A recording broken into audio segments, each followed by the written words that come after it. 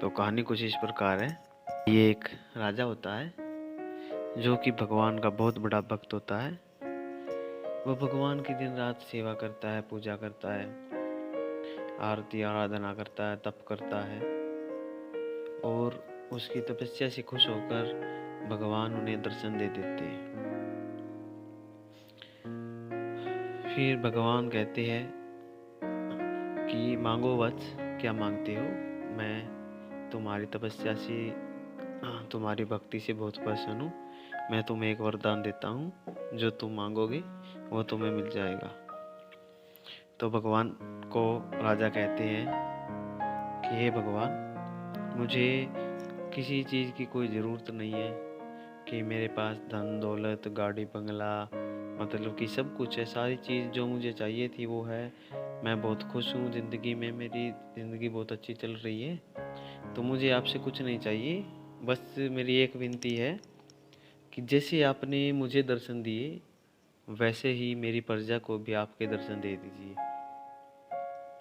तो इस पर भगवान कहते हैं कि ऐसा मैं नहीं कर सकता, मैं हर किसी को नहीं मिलता हूँ।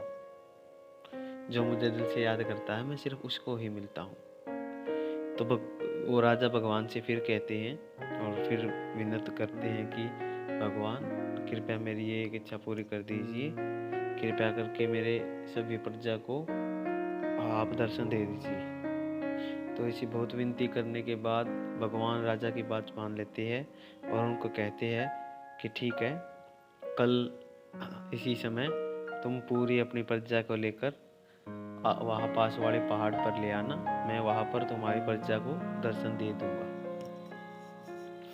तो ये सुनकर राजा बहुत खुश होता है और फिर सारी प्रजा में अपने सिपाहियों के द्वारा कहलवा देता है कि कल हम पहाड़ पर जाएंगे और हमें भगवान के दर्शन करने को मिलेंगे। फिर अगले दिन सभी लोग राजा के साथ उस पहाड़ की ओर जाने लगते हैं भगवान के दर्शन करने के लिए।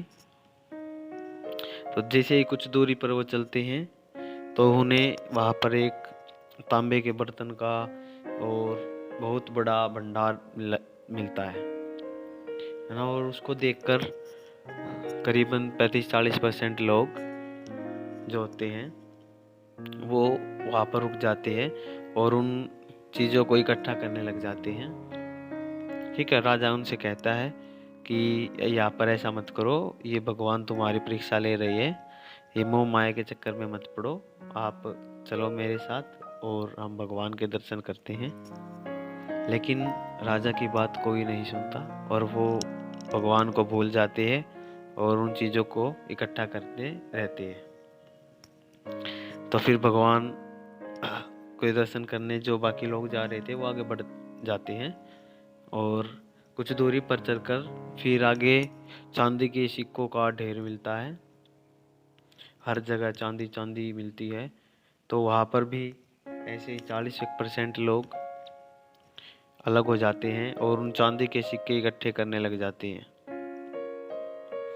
फिर वही होता है कि राजा सबको समझाता कि लोभ के चक्कर में मत पड़ो, ये तुम्हारी परीक्षा हो रही है, चलो भगवान के दर्शन करने चलते हैं। लेकिन उनके दिमाग पर भी लोभ आ गया था, है ना, लालच आ गया था। तो फिर वो भी वहाँ पर रुक जाते हैं और अपने चांदी के सिक्के इकट्ठे करने लग जाते हैं। फिर जो कुछ लोग बचे वो फिर आगे चलते हैं, आगे की ओर बढ़ते हैं और कुछ दूरी पर चलते हैं तो उन्हें फिर आगे जाकर सोने के सिक्कों का ढेर मिलता है। सोने के सिक्के, बर्तन, सभी जगह सोने का ढेर था।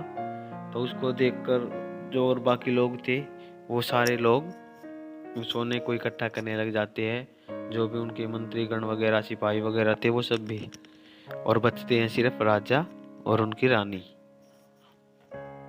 फिर राजा रानी से कहती है, देखो कैसे लोग हैं, कितना लोभ है, भगवान के दर्शन करने का मौका मिल रहा है और ये यहाँ पर सोने चांदी के चक्कर में पड़े हुए हैं। ठीक है, और हम दोनों ही आगे जाकर भगवान के दर्शन करते हैं।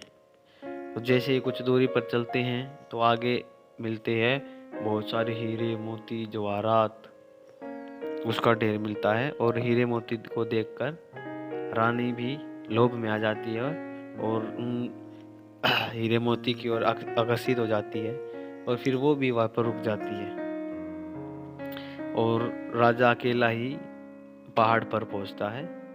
जैसे ही राजा पहाड़ पर पहुँचता है तो वहाँ पर भगवान पहले से ही मौजूद होते हैं और फिर भगवान राजा को कहते हैं कि तुम कह रहे थे कि अपनी प्रजा को दर्शन करानी है, कहाँ पर है तुम्हारी प्रजा, कहाँ हैं सब लोग।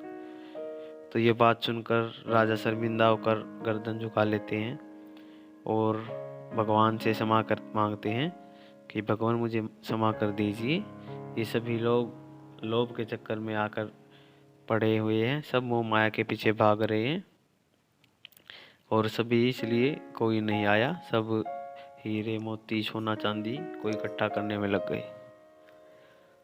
फिर भगवान कहते हैं राजा को कि तुम क्षमा मत मांगो, इसमें तुम्हारी कोई गलती नहीं है, ये सब मैं पहले से ही जानता था, तभी मैंने तुमको कहा था कि मैं हर किसी को नहीं मिलता, जो दिल से मुझे याद करता है मैं उसे ही मिलता हूँ, जो मोह माया के चक्कर में पड़ा हुआ है उनसे मैं नहीं मिलता ना, वो मुझे दिल से याद ही नहीं करते, उन्हें सिर्फ मोह माया और लोभ दिखाई देता चारों तरफ।